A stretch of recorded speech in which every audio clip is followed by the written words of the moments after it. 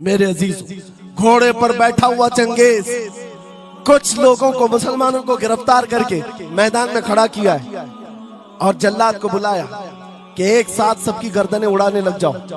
वो कितने लोग थे? 3 सफों में खड़ा किए हुए थे लोगों को जिनका कत्ल होना था। लाइन से खड़े हुए हैं, सब अपनी अपनी बारी का इंतजार कर रहे हैं। जल्लाद तलवार लेकर आया और जब पहली सफ वालों को कत्ल करने लगा, वो गर्दनें उड़ा रहा था। एक बूढ़े मियाँ पहली सफ में खड़े थे, वो जल्दी से दूसरी सफ में चले गए, पीछे वाली सफ में गए।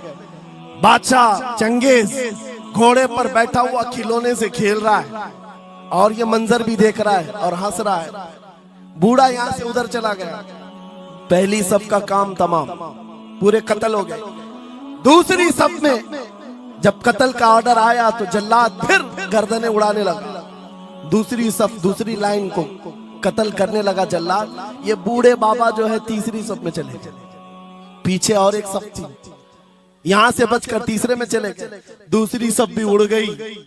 उसके बाद बादशाह चंगेज कहा मार करके कहने लगा, बाबा जी अब तो इसके पीछे कोई सफ नहीं, ये तीसरी थी, अब कहां जाओगे? बूढ़े मियां ने सर झुकाकर कहा, अब भी मेरा अल्लाह है। ये यकीन होता है जहां तक बचना है बच लेंगे, और जब नहीं है, बाबा जी ने कहा अब भी अल्लाह है, हो सकता है। उस चंगेज ने कहा कि उड़ाओ अब इनकी गर्दनें। अभी जल्लाद तीसरी सफ को उड़ाने ही जा रहा था, अचानक चंगेज के हाथ से वो खिलौना नीचे गिरा जो खेल रहा था बैठ करके घोड़े पर। जैसे ही वो खिलौना उठाने के लिए नीचे की तरफ आया, उसका पैर जीन से निकल गया और घोड़ा अचानक बिदक गया, सरकश हो गया और घोड़ा सरपट दौड़ने लगा। और ये एक पैर इसका जीन में फंसा हुआ है और सर नीचे जमीन पर है। अब घोड़ा दौड़ता गया, पता नहीं कितने पत्थरों से इस बादशाह का सर टकराता रहा।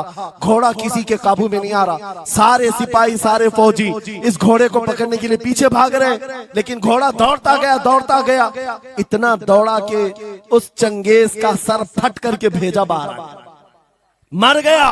बहुत दूर जा करके घोड़ा एक जगह रुका। बादशाह की मौत का ऐलान इतना बड़ा था, सारे सिपाही, सारे फौज बादशाह को लेने के लिए हाजिर आए।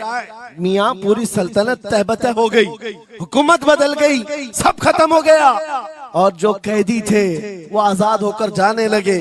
वो बूढ़े मियां कहते हैं बाकी लोगों से, क्या मैं नहीं कहता था अल्लाह अब भी हमारे साथ है?